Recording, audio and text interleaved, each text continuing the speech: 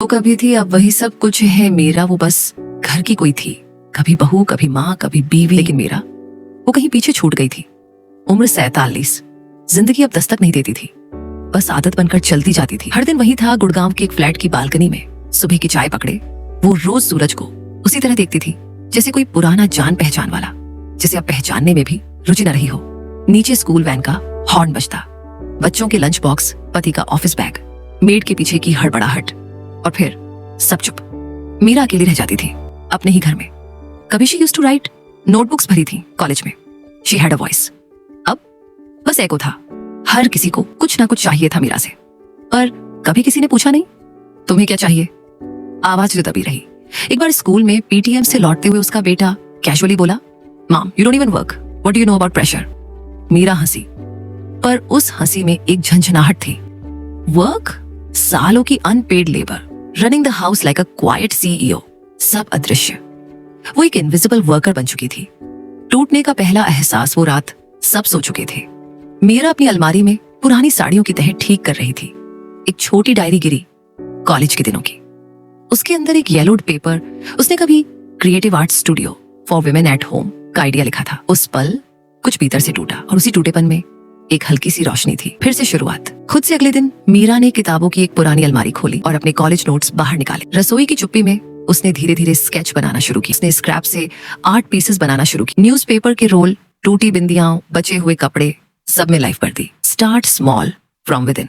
No startup, no viral video, बस खुद को जिंदा करने की कोशिश। रिश्तों की दीवारें। पति ने कहा, ठीक है टाइम पास कर लो, पर घर पर ही रखना इसे, ओके? बेटी ने कहा, cute, mom's found a hobby. Meera ने कुछ नहीं कहा, लेकिन उस रात उसने 5 और कैनवस बनाकर ड्राई होने को रख दिए। पहली सराहना एक दिन सोसाइटी की नेबर प्रतिमा उसके घर आई।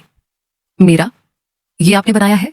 मीरा ने हेजिटेशन से पीसेस दिखाए। प्रतिमा इम्प्रेस थी। कुछ दिनों में प्रतिमा ने बल्क ऑर्डर दे दिया। पहली बार मीरा ने एक्सेल शीट खोली, अपना नाम लिखा सबसे ऊपर। एक पहचान बनती है। अब ड्राइंग रूम एक क्वाइट वर्कशॉप बन चुका था। Boxes, ribbons, glue guns, designs, labels. She started calling it canvas with in. बस एक व्हाट्सएप कैटलॉग से ऑर्डर्स आने लगे। हर ऑर्डर मीरा की स्पिरिट को साइलेंटली रीबिल्ड कर रहा था। जहां कोई अपलॉज नहीं था मीरा की, कोई इंस्टाग्राम रील वायरल नहीं हुई, कोई मीडिया फीचर नहीं आया। पर जब बेटी कॉलेज से लौटी और देखा मीरा सफेद ग्लव्स में डेलिकेट पैकेजिंग कर रही है, उसने धीरे से पूछा, मॉम ये इतना सुंदर है, तुमने कब शुरू किया? मीरा ने सिर्फ मुस्कुराकर कहा, जब तुम्हें लगा मैं कुछ नहीं करती, उसी दिन। दोबारा लिखना शुरू किया। अब मीरा रात को फिर से लिखने लगी थी। Thoughts, art, letters to herself. उसने अपनी फर्स्ट वर्कशॉप रखी छोटे से रीडिंग कैफे में, गुड़गांव के सेक्टर 56 में। कुछ माएं आई, हेजिटेंट, क्वाइट। वर्कशॉप के बाद मीरा ने कहा, आर्ट आपकी आवाज नहीं बदलता, लेकिन आपको अपनी आवाज फिर से सुनना सिखाता है। रूम में कुछ चेहरों पर शांति थी। कुछ ने पहली बार खुद के लिए तालियां बजाई। सबसे बड़ा टर्न, एक दिन उसे फोन आया, we are organizing a corporate well being retreat, can you do a creative workshop for women professionals? Location